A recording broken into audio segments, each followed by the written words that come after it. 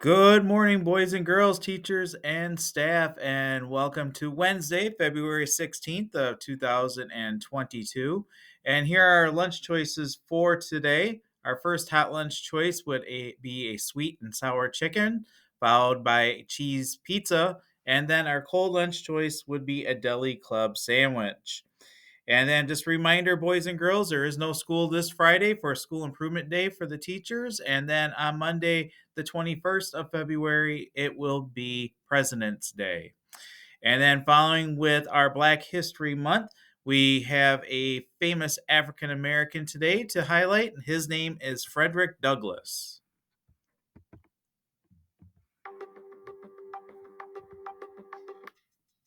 One thing I like to do every week is read my favorite comic books. Don't get me wrong, I like to read other books too, but I love reading comic books and seeing what my favorite superheroes are up to. But what about you? Do you like reading comic books? Maybe you like playing video games and you have to read what is on the screen to pass on to the next level. No, maybe you like going on the internet and playing games or talking with people. Well, whether you know it or not, you're reading. But what if you weren't allowed to read? I know that sounds like a silly question, but what if it were against the law for you to read? Well, in American history during slavery, African Americans were not allowed to read.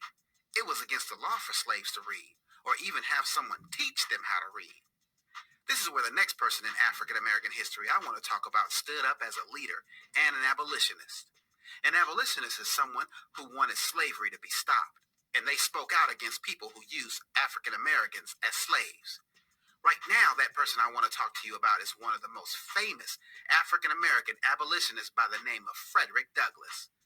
Known as the most recognized African American leader before the Civil War, Frederick Douglass was born a slave. He never knew his father and was separated from his mother earlier in life. This is where, as a slave, he moved from plantation to plantation until one slave owner's wife helped him learn the basics of reading. Now, like I said before, at that time, teaching slaves to read was against the law. And when her husband found out, he stopped her from teaching Frederick. Although he didn't have a teacher, Frederick was still smart.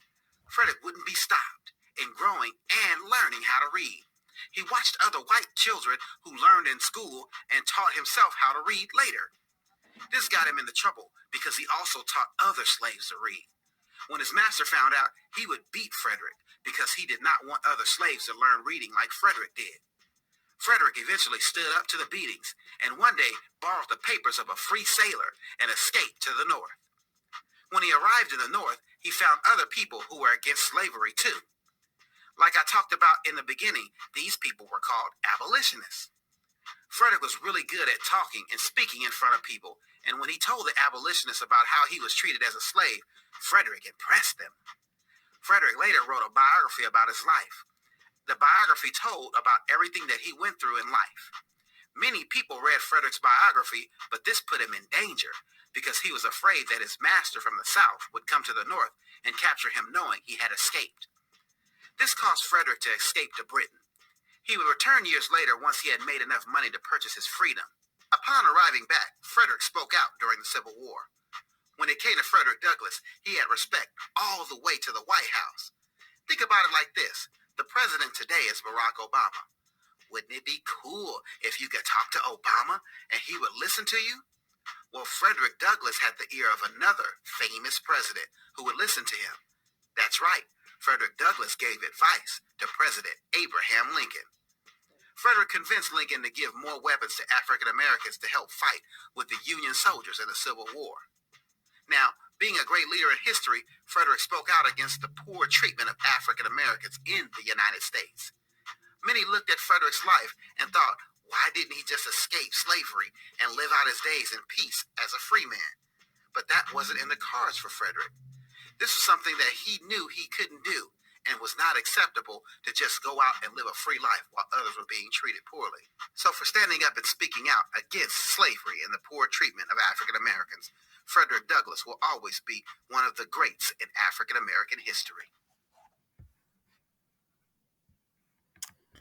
All right, at this time, let's please take a moment of silence.